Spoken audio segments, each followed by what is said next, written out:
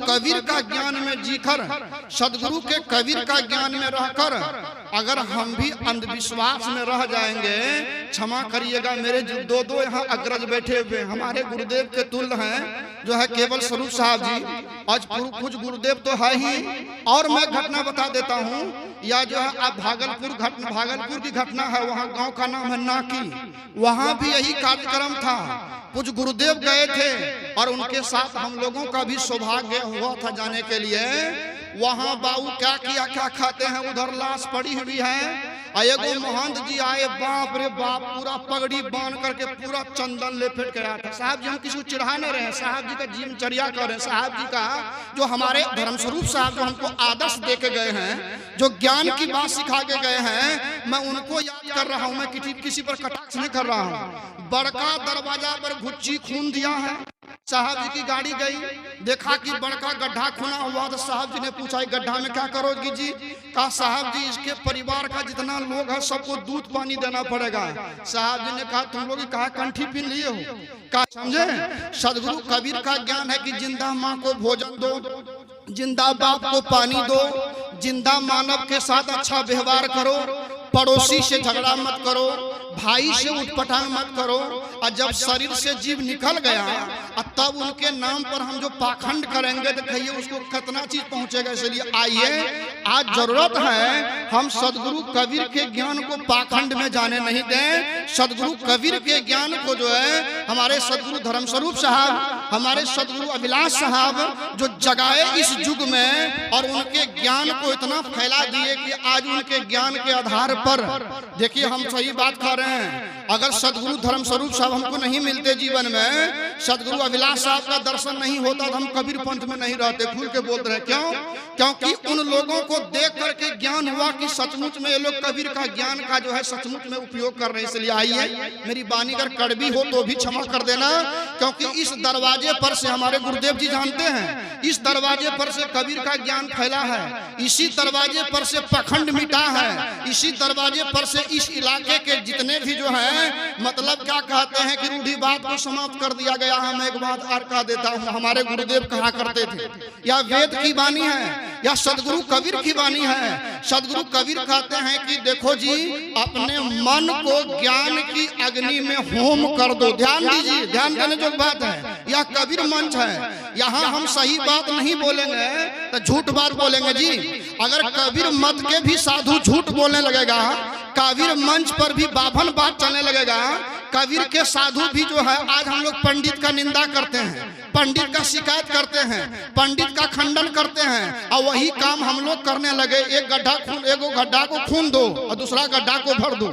हम पंडित जी का शिकायत करें कि पंडित जी जो है पाखंड करता है, पंडित वेद मंत्र पढ़ता है, पंडित ठगता है, और वही काम हम कबीर मत का पंडित अगर करने का स्टार्ट कर दें तो कहिए हम कबीर पंथियों के साधु पर भी तो कोई उंगली उठावेगा? नहीं उठावेगा जी। हम पंडित का खंडन करें, हम राम कृष्ण का खंडन करें, हम राम की मूर्ति का खंडन करें, कृष्ण का मूर्ति का खंडन करें, और कबीर साहब की मूर्ति के सामने जाकर पेटकुनिया पारे तो क्या कबीर का ज्ञान है? कबीर का ज्ञान सीधा है, जीता समझो, जीता बुझो, जीता मुक्ति निवासा, अब मुवे मुक्ति कहे गुरु लोभी, झूठे दे विश्वासा, संतो भाई जीवत ही करो आशा। कहने का भाव समझिए। क्या हमारे साहब लोग बैठे हैं, हमारे जो है बाल ब्रह्मचारी जी बैठे हैं, हमारे पुराने गुरुदेव बैठे हैं, इन सबसे सुनिएगा। लेकिन मैं एक बात खोल के कह देना चाहता हूँ, एक कथा थोड़ी सी है, 10 मिनट का या 5 मिनट लगेगा, एक समय की बात है। एक जो है मालदार पार्टी था, हुआ था सेठ। एक पंडित जी बड़ा चतुर, पंडित जी ने कहा कि सेठ जी तुमको धन का कमी नहीं है, लेकिन तुमको जो है स्वर्ग जाने का ज्ञान तुम्हारे पास नहीं है। हम तुमको स्वर्ग जाने वाला ज्ञान सिखा देंगे, हम तुमको बैकुंठ जाने वाला ज्ञान सिखा देंगे। कहा उसमें खर्चा कितना है? कहा खर्चा नहीं है, जौ, तिल, अक्षत, घी, और इनके बाद जो है 2 मीटर 2.5 मीटर नीचा, 2.5 मीटर ऊपर, 2.5 मीटर भीतर, 2.5 मीटर बाहर, एगो साड़ी, एगो गमछा, एगो जींस पैंट। तो पंडित जी पूछा कि जो है घरवैया का बेटा पूछ दिया, सेठ का बेटा पूछ दिया कि जींस पैंट क्या करोगे जी? कहा देखो, ऊपर का कपड़ा मेरा हो गया, नीचे का कपड़ा मेरा हो गया, साड़ी मेरा पत्नी का हो गया, और ये जींस ली है अपना बच्चा के लिए। ध्यान दीजिए, वो पंडित था दी जुगाड़ कर लिया। हम ही उजरा कपड़ा वाला भी वही जुगाड़ करेंगे, बुरा नहीं मानिएगा। हमारे गुरुदेव बाबा बैठे हैं, उनके हम साहस पर बोल रहे हैं। कबीर मंच है, अगर यहाँ भी झूठ बोलोगे, यहाँ भी धर्म के नाम पर ढोंग करोगे तो आम पब्लिक तो अंधा बना हुआ ही है। आज सभी लोगों को अंधा बना रहा है। ध्यान दीजिए, सभी शोषण कर रहा है, सभी दोहन कर रहा है। धन सदगुरु कबीर है कि लोगों को जो है क्या कहते हैं, शोषण दोहन से बचाया। हम कबीर का पोशाक पहन करके वही काम करना शुरू कर देंगे तो भैया माफ करिएगा, ये बहुत बड़ा पाखंड हो जाएगा। इसलिए बोलिए प्रेम से सदगुरु देव की। न हुआ जयकारा, बोलो जोर से सदगुरु देव की, बोलो चार धर्म स्वरूप साहेब की, बोलो अभिलाष साहेब की। तो क्या हुआ भैया, सब कपड़ा उपड़ा सेट करवा लिया। बोला तुम कथा शुरू करो। कहा कहिए कथा। पंडित जी लगे कथा करने, अब बैठ करके सेठ जी सुनने लगे। लेकिन सेठ के कथा सुनने के बाद सेठ का न माथा का दर्द खत्म हुआ, ना भूख खत्म हो गई, ना शांति मिली।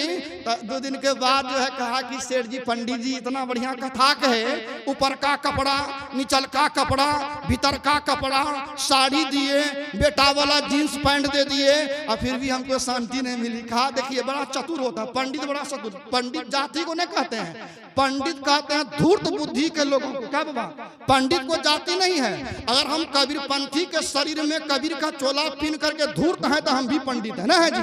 अगर कोई मैं ही बाबा का कपड़ा पहन करके धूर्त है तो वह भी पंडित है वाला बुद्धि है, समझ गए। लेकिन आध्यात्मिक पंडित का मतलब होता है आत्मा को जानना, और संसारिक पंडित का मतलब होता है धूर्त बन के लोगों को ठगना, धर्म के नाम पर, सत्संग के नाम पर, जग के नाम पर, पाखंड के नाम पर। आप लोग चिंता मत कीजिए, मंचे है कबीर मंच, यहाँ झूठ नहीं बोला जाएगा, समझे। भले आप नहीं बुलाओ, भले आप बाबा नहीं कहो, भले आप महान का गद्दी मत बना दो, लेकिन जो है कबीर साहब का जो है इज्जत को हम लोग बिकने नहीं देंगे। बोलिए प्रेम से सदगुरु देव की। कहे धर्म स्वरूप साहब अपने हाथ से हम लोग को रोटी खिलाए हैं, अपने हाथ से दूध पिलाए हैं, और ऐसे महान संत का चेला होकर के जो है हम लोग धर्म स्वरूप साहब का और कबीर साहब को बिकने के लिए देना अपने सामने पर, यह बहुत बड़ी गद्दारी हो जाएगी। इसलिए बोलो सदगुरु देव की। घरभैया को बोला, सेठ को बोला है, सेठ जी तुम्हारा नियत में खोट है, तू जो दान किया दिल से नहीं किया, फिर से करो। है बाबा का अगला सप्ताह फिर से करो। फिर वही काम करवाया, 7 बार करवाया, लेकिन घरभैया को कोई लाभ नहीं हुआ। घरभैया सोचा कि बाबा जी 7 दिन कथा करवा दिया। और मैं एक बात बोल देता हूँ, माफ करिएगा, हमारे गुरुदेव धर्म स्वरूप साहब 3-4 गो आदमी को देखा गयारी में शरीर छोड़ा, बोला कि बाबा कै दिन सत्संग चलेगा। साहब जी बोला कि देखो 1 दिन का सत्संग में कल्याण। कै दिन का? साहब जी अगर हम गलत कहते हैं लाठी से हमको पीट दीजिएगा, हम साहब जी के साथ की बात कर रहे हैं। का 1 दिन अंतिम दिन सत्संग करो और सबको भोज खिला दो, अब बस बात खत्म हो गया है। हम लोग सोचते तेराट करेंगे, सतलहान करेंगे, लॉ केस करेंगे। तो मैं आप लोगों को पूछता हूँ, बभना में हम बाबाजी में क्या अंतर रहा बताओ। अगर अंतर रहा तो बता दो, माँ बहन तो आप लोग भी विवेकी हो। अगर पंडित में हम लोगों में क्या अंतर रहा बताओ। तो क्या हुआ अंतिम में सुन लीजिए, समय कम है इसलिए मेरा जो है सीमांचल गाड़ी चल रही है। बोलिए प्रेम से सदगुरु देव की। हाँ अभी 10 मिनट है, सीमांचल एक्सप्रेस है। क्या मेरा आश्रम है जो है अररिया जंक्शन में, तो सीमांचल एक्सप्रेस राजधानी। और हमारा जो क्या आदर्श स्वरूप साहब है, यह बड़ी मीठा गाते हैं और बड़ी मीठा समझाते हैं। एक भाई गरम है, एक भाई नरम है, समझे। और एक भाई हम लोग बेशरम भी है बगल में बैठा हुआ। बोलिए प्रेम से सदगुरु देव। तो हम कह रहे थे बाबा अब जो है यह सेठ चला गया हमारे जो है क्या कहते हैं केवल स्वरूप साहब जैसे संत के पास। गप मत करिए, हमारे जो है गप न करें, केवल स्वरूप साहब जैसे महान संत थे उनके पास चला गया सेठ जी। सेठ जी ने कहा कि बाबा कहा बोलो। का हम 7 बारी जो है पंडित जी से कथा करवाए, 7 बार कपड़ा दिए, न माथा का दर्द ठीक हुआ, न पेट का दर्द ठीक हुआ, न मन में शांति आई, न कलेश मिटा। इस समझ गए कि बड़का फेराम पड़ गया। ये तो खुद जो है ये अज्ञानी है और इनको को ठकवा मिल गया। ध्यान दीजिए, समझे। कहा कि किससे करवाया था जी? कहा लटूरन झा से। कहा भोरे लटूरन झा को भी बुला के लेते आना। लटूरन झा को भी बुला के ले आया और सेठ जी भी आ गया। आप जो है आदर कहते हैं, आपका जो है केवल स्वरूप साहब कहते हैं आदर स्वरूप साहब एक काम करो, लटूरन झा को बांध दो गाछ में और कहा कि हे प्रकाश साहब एक काम करो, या सेठ जी को भी बांध दो गाछ में, समझे। एक गाछ में सेठ जी को बनवा दिया और एक गाछ में लटूरन झा को बनवा दिया, पछौड़ी बांध, दोनों को बनवा दिया। ध्यान दीजिए, सब बोला कि कैसा केवल स्वरूप, कैसा महात्मा है। अरे आया है प्रश्न का जवाब लेने के लिए। आई दोनों ब्रह्मचारी को कह दिया कि जो है खुट्टा में बांध दो, तो गाछ में बांध दो।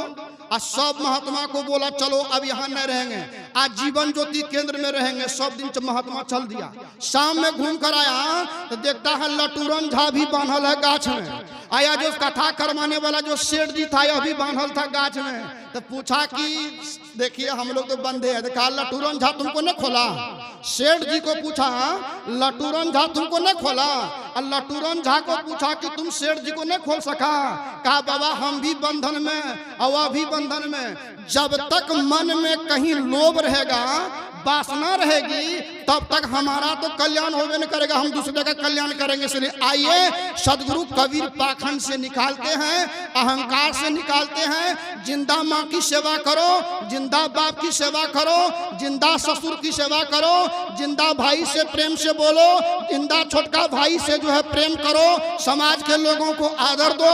यही जो है कुल कबीर का ज्ञान है। कोई बात हमसे गड़बड़ निकल गई होगी और आज के बाद में जो है रामानंद बाबू का जो है आपको दमादो हो ठार गया हमारा, उनको भी मैं निवेदन कर दूंगा। अब नियम बनाइए, ठोस नियम बनाइए। किन्हीं के यहाँ कबीर पंथी यहाँ कोर्ट शरीर छोड़ता है तो कबीर साहब का नियम से क्या है भाई, अंतिम दिन सत्संग करा लीजिए औकात के मुताबिक। आई घी सड़ौर अक्षत नारियल अगर यह जलाना हो तो कोई पंडित को बुलाइए, तब हम लोगों को मत बुलाइए, समझे। हम लोगों को जरूरत नहीं है चेला मुड़ने का। बोलो प्रेम से सदगुरुदेव की, बोलो आचार्य धर्म स्वरूप साहब की। कोई बात हमसे कड़वी निकल गई होगी तो आप लोग जो है हमारे आदर्श स्वरूप साहब से फरियाइएगा, नहीं तो केवल स्वरूप साहब से। हेलो।